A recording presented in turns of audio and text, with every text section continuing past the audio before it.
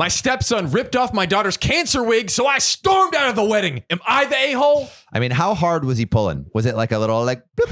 Like was it like I feel like ripped off. I mean, that's gonna be. I feel like the harder you pull, the more of a a-hole you are. Yeah. Like what if it's like, oh, like, you know, you flick someone's hair and then their wig falls off? Like you need more context to someone ripping someo's wig off after they have cancer. It's like the amount of force. There's a function where it's like the amount of force it takes for you to rip off a wig is directly proportional to how much of an a-hole you are. If it was an accident, I could say, like, if you're like I don't know why you'd be petting somebody, but if you're petting that wig and accidentally comes off. I have no way of justifying this one. I have no What no if it's way. burning? What if it's on fire? There we go. Yeah. If it's on fire, yes. Let's think of all the ways this person isn't an a-hole, and then go from there. All right, John, let's go into the story. Let's do it. The people were commenting. They said, go. We are read the answering story. your calls all right, here we right go. now. So, my daughter, 16 Megan, just finished her cancer treatment. She's lost her hair in the process, and she's been incredibly insecure because of it all. She no longer meets friends, nor welcomes them at her house, nor even any family members in person. Hey, don't let no hair mean you have no friends. There's plenty of bald people with friends out there. That's true. The Baldy the is Rock. The Baldy. Oh. You're saying The Rock doesn't deserve friendship? You're wrong. Look at Kevin Hart. Kevin Hart couldn't even reach his wig. Yep. Wow. That's beautiful. It has been bad to say the least, but her stepbrother, 18 Ben, has been making it worse with his nagging comments and jokes about her looks. Just who does that? Who? Dick younger or older brothers. Bro, if someone has kids, that's like off limits. Is it? If someone Andrew has Schultz would cancer say no. in your family and you're like nagging your step sibling that has cancer, I actually think it's fine. Lame. I think you should double down. Double down. I actually think if you're not making fun of your sibling for being bald, for having cancer, you don't love them enough. It shows that you care. It could be if that's like the family dynamic. If they're like joke crackers and the person's like, oh, they're always busting my balls about whatever. Yeah, sure. But if this person is like literally been nagging my teenage daughter who is insecure. It's like, the cancer and the chemo hasn't burnt down this person enough. We can't rationalize. The family needs to turn against. I like how this podcast has devolved into us defending people, making fun of people's cancer. That is totally obviously fine. we will double down on this. Yeah. All right. Let's keep it rolling. So he tried taking and posting pics of her secretly to share. Wow. All right. That is over the line. Are you sure? Are you sure this is a justification? What if he was posting it to like? What if he was sending it to like those like positive meme pages? That or like what if it's like a Facebook group for other cancer patients and it's like, hey, my sister has no friends. Here she is. Give her some befriend company. her. Want to be friends? We never know. We never know until we have full context, right? But I shut down that photo sharing, even though my husband thought it was just harmless teasing. I mean, it's all harmless until freaking okay. I mean, until it's not harmless. It's just a prank, bro. Yeah, it's just a prank. It's a prank until someone gets hurt. But then it's just even a prank, funnier. bro. No. Just kidding, guys. This is satire. Yeah, sarcasm? Sure, satire. This is that's what a this is. joke. Yes, freaking take it up the butt. That's right. Squeeze it in there, nice and tight.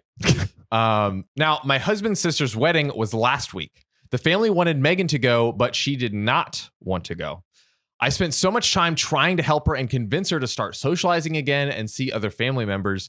And she agreed under the condition that I let her wear a wig, which I agreed to. That's totally fine. Yeah. That's a totally fair stipulation. Yeah, I did wear a wig, bro. Imagine if she didn't. It's like, no, you must be bald. You must be your authentic bald self. I could see that being another am I the a-hole. Mom's mad at me because I'm not being my authentic self for wearing a wig. There's definitely an am I the a-hole in the ether that is that. But honestly, like if you can just like be confident and not have to wear a wig, I feel like that's the ultimate like that's F the you ultimate. to society. But I'm not gonna force my teenage daughter to like I'm be forcing bald. I'm just gonna like inundate my cancer child with like bald heroes. Right. You know? That's a great idea. Like, I have a friend. You got The Rock. Yeah. You got Caillou. Dude, You big got, superhero. Johnny from Ed and Eddie. He was my personal hero. Oh, wait, the thumb characters from Spy Kids. Man, we're getting really creative now. Wow, that's hilarious. I did have a friend who this was probably like the early 80s. His mom would buy the action figures and they were all white and she would just color them in black. No way. Because he was black. Yeah. To have like all black superheroes. That's kind of sick. Pretty smart, right? That's pretty smart. Yeah. I So like this that. is your version of that. What? Black facing superhero. This is your version of creating idols for your child to aspire to. Ah, yes, that reflects who your child is. Okay, thank you for taking us back. There we go. Yeah, I took us home. So I agreed to let her have the wig. Not only that, but I took her shopping to pick out her own wig, and she looked beautifully stunning in her pixie style hair wig. Amazing. Oh yeah. Oh yeah. My husband Ben and I laughed at her. But my husband and Ben laughed when they saw it. I don't know why. Oh, guys. Fellas. No more defense. Fellas. No more defense. Well, like what if they were please. What if they were laughing with her, not at her? Is this not comedy? What if they were laughing at how good it looked? Like they just couldn't contain. They were just they were laughing with joy. With laughter. Exactly. Overwhelmed with joyous laughter at how great she looked. Definitely. That's definitely probably what's the most likely scenario. I think we should do a new show where it's called these people are literally the best, and we create scenarios through additional context to make each person a saint. That's true. Or Double Down. Yeah, double down. Double down. Double down. That's a different show. That's this person is an a-hole and everything's wrong, but you double down on defending but it's them. right. Everything's wrong, but it's right. Yeah. Or everything's right or something like that. Yeah. I like that. We could do it. Everybody wants to be right. That's right. That's our catchphrase. That's right. That's right. Now, we went to the wedding and everything was going well until this happened. What happened, John? We were all sitting and we started talking about Megan. We were all sitting and we started talking about Megan's looks. Okay.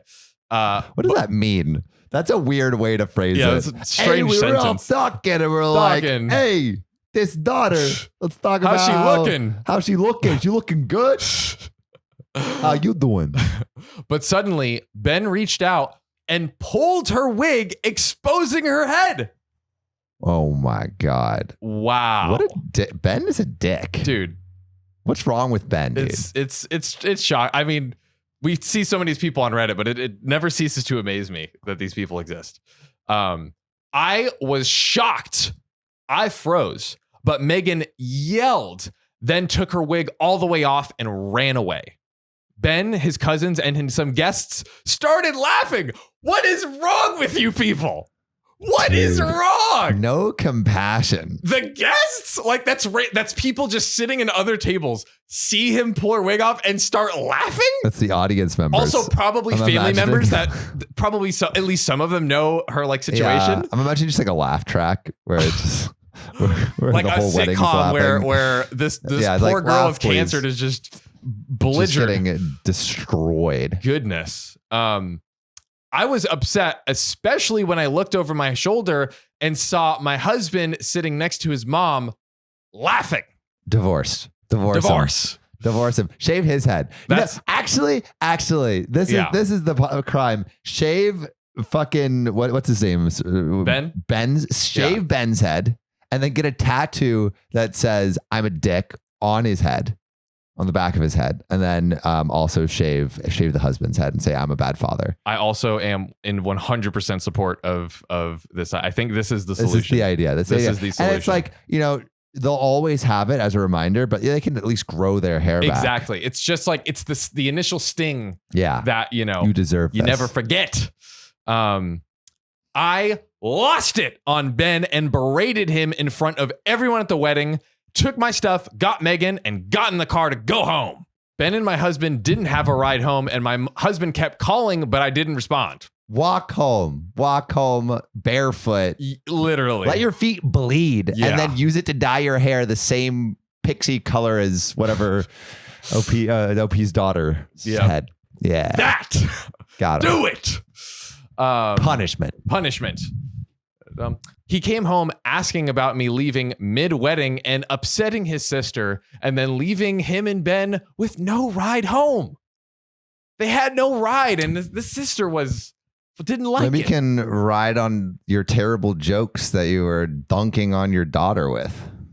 You can ride that can be your nuts. magic. Got him. I argued with him about how Ben embarrassed Megan and humiliated her publicly, which must have ruined what's left of her self-esteem. Yeah, she's already like... She has cancer. She has cancer. And the mom had to do all this convincing just to get her. Yeah. Imagine the mom's like, what's the worst that could happen? Like, you just show up and everyone's like, this is your family. They love you. They care about you. They wouldn't want to try to hurt you. Insane. And now like she's going to be scarred for life. He said it was just kids teasing each other. Just busted some balls, dude, bro. The teasing is going one way. Just a prank, bro. Just a prank. And my husband thinks I overreacted and Ben had no malicious intent and that he was just messing with her. Come on. Ben needs to be taught a lesson. He really does. I said I was sick of it, but he said that this is their way of bonding as stepsisters. All right, they're not bonding, dude. If Opie's daughter is running away crying and being like, and won't even go to see the family, this is the opposite of bonding. You are making her a recluse. Torturing her. This is not bonding. This is torture. He said this is their way of bonding as step siblings, and I was getting in the way of it and being overprotective and unreasonable. Bro, I feel like the dad should be like the Guantanamo Bay press release guy. It's like, it's not torture. They're just bonding. Yeah, just having fun. Just being kids. A little bit of waterboarding. I mean, have you ever played Marco Polo or tried to like hold your breath in the water? Just you ever dunked someone? I mean, this is common stuff, you guys. Bobbed for apples? Yeah. This is just forcibly bobbing for apples. Bonding. George Bush's number one man. Hey, get this guy hired in 2002. This is my guy right here. Now, we didn't talk at all after that. And Ben is refusing to apologize, and his dad is backing him up. Oh, wait. So Ben and his dad, like, they're basically on a team because they're step. Exactly. Yeah. I guess makes sense. That dynamic makes sense. Ben is the husband, the husband's son. Yeah. This is a shit dynamic. Yeah. This is I think it's safe to say a-hole. Yeah. Shave Ben's head. That's what I want to hear. Hashtag everyone in the comments. Shave Ben's head. Done. And that is all. Today I effed up by asking my friend when her brother was diagnosed with autism, and he probably didn't have autism. That's like awkward. That's like worse than saying, when's the baby due? Oh yeah. Oh, when's your autism appointment? Don't be assuming. Don't be assuming. So I, 27 female, was chatting with my friend, 23 female, over coffee today, and she mentioned her brother, 14 male. I've met her brother a few times. He's nice, but socially awkward. I work in disability services, and her brother has a lot of autistic traits. His mannerisms, his mannerisms. He avoids eye contact. He knows a lot about very niche subjects. And she's also mentioned how he hates change and needs to be told way in advance if plans change. At least she's a professional, it seems. Yeah. So professional diagnosis right here. Yeah. So my friend T started talking about her brother and how he is having trouble making friends at school. And during the conversation, I asked her when her brother was diagnosed with autism. It was comical how the coffee she was about to drink stilled in front of her mouth as she stared at me. She paused for a few moments before asking, what do you mean? And it was my turn to be confused. I said, your brother has autism, right? She got really quiet and kind of reflective. I sat there nervously. And after a while, she replied, I never really thought about it. That's just how he's always been. The conversation slowed after that. And eventually we both left the cafe. But I'm confused where to go from here. It's part of my job description to notice these things. I should have kept my freaking mouth shut and then it wouldn't have ended as badly as it did. But I'm pretty sure my friend's brother has autism. So shouldn't have like blurted it out, but I do kind of feel for them because it's like, that is your job. Yeah, dude. I mean, really, that friend should be thanking her because free diagnosis. Honestly. There we go.